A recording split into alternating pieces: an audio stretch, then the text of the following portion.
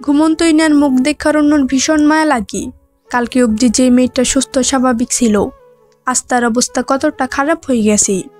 অরণ্য খুব শান্ত স্বরে ইনায়ের নাম ধরে ডাক দেয়। অরণ্য বলে, ইনায়া, এ বউ আমার, উঠুন। ইনায়ার শরীর প্রচণ্ড টায়ার্ড থাকার কারণে সে ঘুমিয়ে যায়। তবে হঠাৎ করে শান্ত গলায় কোনো পুরুষের ডাক শুনে তার ঘুম ভেঙে যায়। ইনায়া ধীরে ধীরে চোখ খুলে সামনে দাঁড়িয়ে থাকা পুরুষকে ভালো করে দেখে। সে আর কেউ না, অরণ্য। অরণ্যকে দেখে ইনায়ের চোখ থেকে ঘুম উড়ে যায়। ইনায়া উঠে দাঁড়িয়ে যায়। এরপর ইনায়া বলে, অরণ্য, আপনি এখানে কি করছেন? আপনার তো এখন বাসায় বসে পার্টি করা উচিত। ফাইনালি আপনার শত্রু এই ইনায় আপনার জীবন থেকে চলে এসেছে। আর কালকে আমার কেস আদালতে উঠবে। বর্তমানে সকল প্রমাণ আমার বিরুদ্ধে। তাই হয়তো মানুষ খুন করার অপরাধী। আমার জেল বা ফাঁসি হয়ে যাবে। ইনায়ের কথা শুনে অরণ্যর মনে খারাপ লাগা কাজ করে। কেন জানি ইনায়ের চলে যাওয়ার কথা শুনে অরণ্যর কষ্ট হয়। অরণ্য বলে, ইনায়া, এমন কিছু হবে না আপনার সাথে। আমার শত্রুতা আছে, কিন্তু সেটা শুধু বিজনেসের কারণে। কিন্তু আপনি আমার বিবাহিত বউ।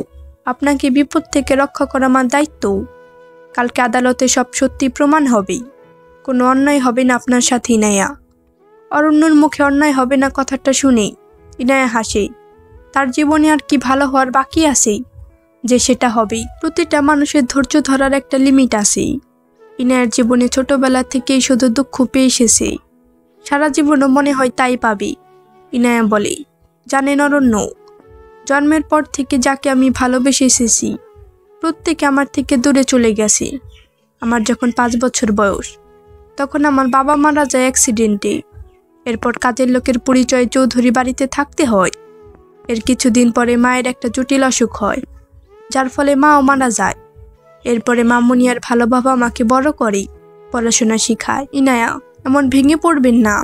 জীবনে যা হয় ভালোর জন্যই হয়। অরণ্য, আমার জীবনে কখনো ভালো হবে না। শুধু মরে গেলে সব সমাধান হবে। কালকে যদি আদালতে আমার খুনের দায়ে ফাঁসি দেয়, তাহলে অনেক খুশি হব আমি। বিশ্বাস করেন, এই পৃথিবীতে আর বেঁচে থাকতে আমার ইচ্ছে করে না। বিরক্ত হয়ে গেছি আমি, বারবার কষ্ট সহ্য করতে করতে।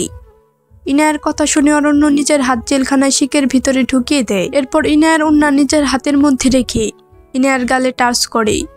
অরণ্যর হাতের ছোঁয়া পেয়ে ইনায়ের চোখ বেয়ে নোনা জল গড়িয়ে পড়ে। ইনায়ের চোখে জমে থাকা জল অরণ্য সযত্নে মুছে দেয়। এরপর ইনায়ের দিকে তাকিয়ে অরণ্য বলে, ইনায়া, প্রতিটা মানুষের জীবনে কষ্ট থাকে, শুধু সবাই প্রকাশ করতে পারে না। আপনি যে কষ্ট কান্না করে প্রকাশ করেন, অন্যকে হয়তো সেটা হাসি দিয়ে নিজের মনের মধ্যে লুকিয়ে রাখে। ইনায়া শান্ত হয়ে যান, সব ঠিক হয়ে যাবে। অরণ্যর কথা শুনে ইনায়ার ভালো লাগে। ইনায়া অরণ্যর দিকে ভালো করে তাকিয়ে থাকে। সামনে দাঁড়িয়ে থাকা মানুষটাকে বোঝার চেষ্টা করে। অরণ্যর প্রতিটা কেয়ার ইনায়ার ভালো লাগছে। ইনায়া বলে, অরণ্য, আপনি না আমাকে শত্রু মনে করেন, তাহলে এই শত্রুর বিপদে সাহায্য কেন করতে চান? আপনি আমার উপর বিশ্বাস করেন। আপনি অরণ্য। ইনায়ার কথা শুনে অরণ্যর মুখে একটা ডেভিল মার্কা হাসি দিয়ে বলে, সত্যি বলতে ইনায়া, আমার বিশ্বাস হয় যে আপনি মানুষ খুন করেছেন। মানে যে বউ বাসর ঘরে নিজের জামাইকে খুন করার চেষ্টা করতে পারে, সে মানুষকে খাবার বিষ মিশিয়ে খাইয়েও দিতে পারে। অরণ্যর কথা শুনে ইনায়া অবাক। এই লোক একটু আগে তার সাথে কত সুন্দর করে কথা বলছিল, এখন আবার শয়তানি শুরু করে দিয়েছে। ইনায়া বলে, অরণ্য, আপনাকে খুন করার চেষ্টা না করে একবারে খুন করে ফেললে ভালো হতো। আর আমি সব মানুষকে খাবারে বিষ মিশিয়ে খুন করেছি। একবার বাড়িতে ফিরলে আপনাকেও করব। ইনায়া নিজের একমাত্র স্বামীকে আপনি খুন করতে চান। উপরওয়ালা, তুমি আমার কপালে কি খুনি বউ দিলে। এখন মনে হচ্ছে 4টা বিয়ে করতেই হবে। এক বউ দিয়ে হবে না আমার। দয়া করে তাড়াতাড়ি বিয়ে করে আমাকে মুক্তি দেন। জঘন্য লোক একটা। ইনায়ের অরণ্য দুষ্টু মিষ্টি ঝগড়ার মধ্যে পুলিশ সেখানে উপস্থিত হয়। পুলিশ অফিসার এগিয়ে আসে ওদের কাছে। অরণ্য নিজের হাত ইনায়ের গাল থেকে হাত সরিয়ে নেয়। পুলিশ বলে, অরণ্য সাহেব, কেমন আছেন আপনি? আর নিজের বউয়ের সাথে জেলে দেখা করতে এসে কেমন লাগছে আপনার? পুলিশের কথায় উত্তর দেয় অরণ্য, বউ ছাড়া আর কি ভালো থাকা যায় পুলিশ সাহেব? আর বউয়ের সাথে মানুষ বিয়ের পর হানিমুনে যায়।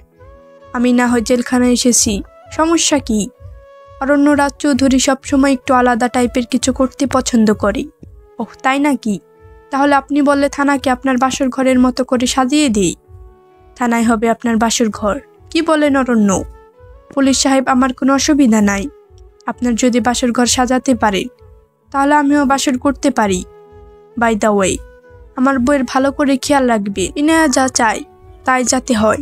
মিস্টার অরণ্য, এটা থানা, আপনার বাড়ি না। আর ইনায়া চৌধুরী একজন অপরাধী, অবশ্যই তাকে শাস্তি পেতে হবে। পুলিশের কথা শুনে অরণ্য বলে, যদি আমার বউয়ের কোনো সমস্যা হয় তাহলে আপনার বউ আপনার বাড়িতে থাকবে না পুলিশ স্যার। মানে মানে খুব সহজ, আমার আবার বউ সারা রাতে ঘুম আসে না। তাই যদি আমার বউকে আপনি না ছাড়েন তাহলে আপনার বউকে আমি উঠিয়ে নিয়ে আসবো। এরপর কি হতে পারে সেটা আপনি ভালো করেই জানেন। এই অরণ্য রাজ চৌধুরী এই শহরের কি সেটা নিশ্চয় আপনার অজানা না। সো ইনায়ার যাতে কোনো সমস্যা না হয়, কথাটা মাথায় রাখবেন। অরণ্য কথাটা বলেই ইনায়াকে বিদায় জানিয়ে চলে যায় গাড়ি চালিয়ে নিজের বাড়ির উদ্দেশ্যে। ইনায়া পুলিশের দিকে একবার তাকিয়ে চলে যায় ভিতরে। অরণ্য নিজের রুমে শুয়ে আছে, তার ঘুম আসছে না। তার বারবার ইনায়ার কান্না করা মুখের কথা মনে পড়ে। অরণ্য মনে মনে বলে, ইনায়া, আপনি আমার বিবাহিত স্ত্রী। স্বামী হিসেবে আপনাকে বিপদ থেকে বাঁচানো আমার দায়িত্ব। কালকে আদালতের সামনে ইনায়াকে নির্দোষ প্রমাণ করতেই হবে। আদালতে সকাল 11টায় সবাই উপস্থিত হয়েছে। ইনায়া কোর্টে বসে আছে। ইনায়ার পক্ষ থেকে কোনো উকিল ঠিক করা হয় নাই। জজ নিজের জায়গায় বসে আছে। 5 মিনিট পর ইনায়ার কাছে এসে বসে অরণ্য। অরণ্যর মুখে কোনো চিন্তার ছাপ নাই। ইনায়ার দিকে তাকিয়ে বলে, কি ব্যাপার বউ, জামাই সারা রাত কেমন কাটছে? অরণ্যর মুখে এমন কথা শুনে ইনায়া শকড হয়ে যায়। এই বেটা কি কোনো পরিস্থিতিতে সিরিয়াস হবে না? ইনায়া বলে, আপনি কি কখনো ভালো কথা বলতে পারেন না? আজব। এখন চুপচাপ আদালতের রায় শুনেন। আর আদালত রায় কি শুনবো? আমার সব জানা, সো চিল করেন। আপনার মাথায় কি চলছে অরণ্য? আর আমার জন্য উকিল ঠিক করা হয় নাই কেন?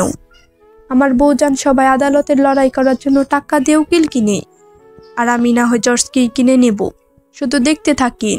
বউ, এই অরণ্য রাজ চৌধুরী গেমটা কি করে খেলে?